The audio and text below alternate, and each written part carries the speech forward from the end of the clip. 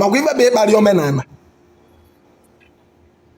I'm a content creator. Ọ bụ na ụnụ achọzi ka m na-eme content, chọtalụnụ m ọlụ. For now, ebe a ka m si eri. Ebe a ka m si eri. Ọ bụ na ụnụ achọzi na this content m na-eme na-achọzi ya. No need ịpụtaba on Facebook waste be data, save ego data ị na-waste, were ya chọọlụ m ọrụ ya na-akwụ m ụgwọ every month maka mmejọ oshi. Mmejere ụnụ oshi.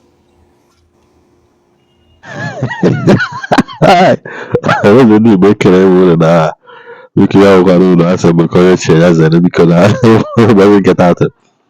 Video ahụ fụ a na-emecha video ọ dị very very very funny. Nna m ọkwụ na suggest kwa ahụ ajụka m soro ihe onye eze Jizọs kwu na Okongwu Dibia jee mewe comedy ya jee mewe anything comedy entertainment ya baa na ya na-hapụ ihe a na-eme ya na-hapụ ya totally.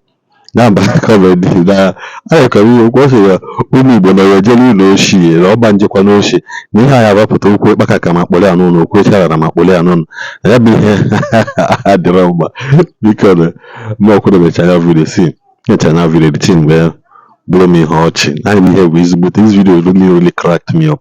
Yataga mụ m na Okongwu Dibia dịcha funny like this but biko kunu solu m chikene nene video anụnwa kunu ghọta ihe m na-ekwu ngwa nenenu video. Okay, ụnụ ewekwa n'iwe onye ụnụ na n'onu ya butere isi ife dị iche ka ụnụ na n'onu ya. Ewekwa n'iwe gị na mmadụ mee biznes weli ego enyi ya eri na ego aja okwu. Imejọ mmadụ fonu imejọ which is mụ nwa mejọ pụta apologize ya. Imejọ mmadụ yọọ ya biko ka ọ gbaghara aja okwu. Because even nji ajụla ajụ abụ amụrụ m ife na-eme some of ọkachasị all these Facebook fans na-enwero like ka ndị mmadụ si ada aghọtabụ okwu na ada adịba like surprise. Na mpụta kwuo si na mafunube ebe a gwọrọ ọgwụ egbe na mafunube. Nke a dị iche. Number 2, ịdịtị na na-ekwu anụ m ekwu ya na-amụ amụ. I did not insult anybody. Onwere onye mkparị. Akwa ọkụkọ mkpọrọ afọ akpọ m ya kpọọ ya my brother na-ekwu na-amụrụ ya m. Am I the only comedian? There are so many comedians na-eji native doctors mgbe ndị eze nwaanyị ma pastors eme comedy. Dibia highway ọnọhụ, international dibia ọnọhụ, Jizọs ụmụ nrịfa ncha niile ọhụ comedians ka fabụ. Kezi ya mee na mpụta kwuo nke ma ọ dị iche ndị mmadụ eje tụgharịa ife nkwukwo dị esi n'ala. Ụfọdụ pụta sị na m na-akọtị omenala biko ka njụta ọgwụ egbe or tradition. Even mmiri enwelo bụ the head of tradition n'ala Igbo. Mmiri enwelo ọkala akwụ adịrọ in support of ọgwụ egbe. Jee na teaching ya sị na onye ọbụla chie ya egbu na egbe ya chi na ọ na-egbe ka onye ọbụla oge ọnwụ elu ederi ya na egbe ka o yeji na egbe ka o yeji na ederi na accident ife ọbụla dị olite na nwa bụ ọgwụ omenala bụ ọ bịara igbu mgbu ọnwụ ya. Ife nwa bụ ọgwụ omenala ọ bụla ọgwụ egbe. So ọ nwere ka ife gbasara egbe gbasa tradition. And even kwu o nwere mgbe m ji kwuo ya ka m kparie anybody. I did not insult anybody. Inene the video nene expression nji ekwu dị okwu. O kwesịghị ịgwa that this guy was only joking. No na-enweri onwe ya aṅụrị. I'm not fighting anybody. Makwa ife bụ ịkparị dibia. Makwa ife bụ ịkparị omenala. I'm a content creator. Ọ bụ na ụnụ achọzi ka m na-eme content, chọtalụnụ m ọlụ. For now, ebe a ka m si eri. Ebe a ka m si eri. Ọ bụ na ụnụ achọzi na this content m na-eme na-achọzi ya. No need ịpụtaba on Facebook waste be data, save ego data ị na-waste, were ya chọọlụ m ọrụ ya na-akwụ m ụgwọ every month maka mmejọ oshi. Mmejere ụnụ oshi. Video me, I did not insult anybody. Nwere mgbe m ji wee si onye a you are a fake native doctor na ịmara efe na-alụ mkparịa or this that. Mmokwuru aka na nsị na mafu n'ube ebe a gwọrọ mmadụ egbe and n'ifu ndị ori ebe fa na-eme operation wafelu zọba onwe ngwa so wadiri ifu ndị ori ebe fa na-eme operation ji ebie fe ọma. Ịpụ amịafọ ọnụ na mịafọ ọnụ maka ịnweghị ife.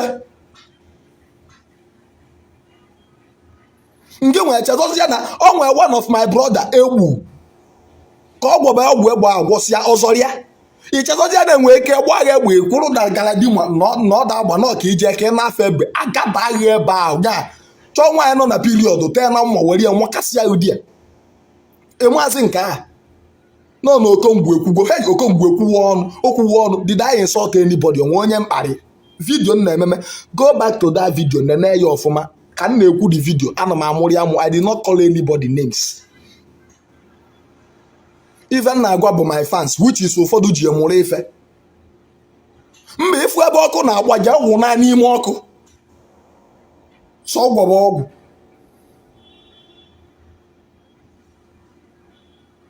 mma na-emekwa komedi m my joke I will be doing my joke in my own way onwenwezi any day no na even kwuru na mgbe mbụ bụ na mụ anyị etu a m nọ ma anọkatakwa na ebe a nọ si na ọka m pụtakwa jekwa na nke dibịa si ngwa bịa nọ na dibịa na-alụ nka na dibịa na-agwọ nka na dibịa na-etriti nka obigo.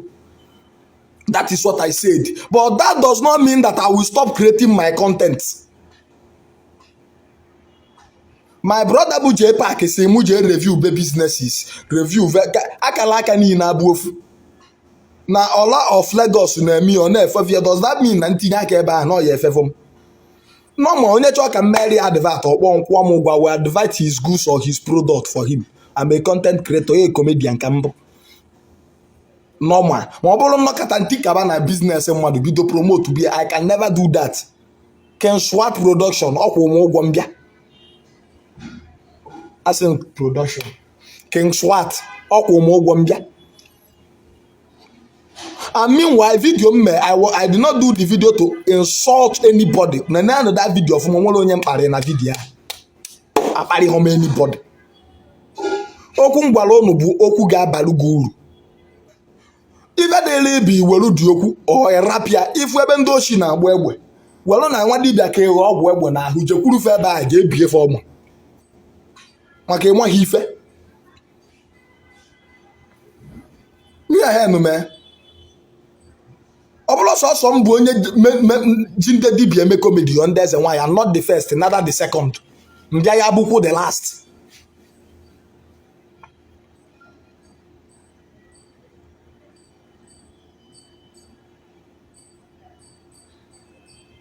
Okwusukwa nke ọha n'ọnụ share nu this video ka o ruo content ka m na-emelu onwe m.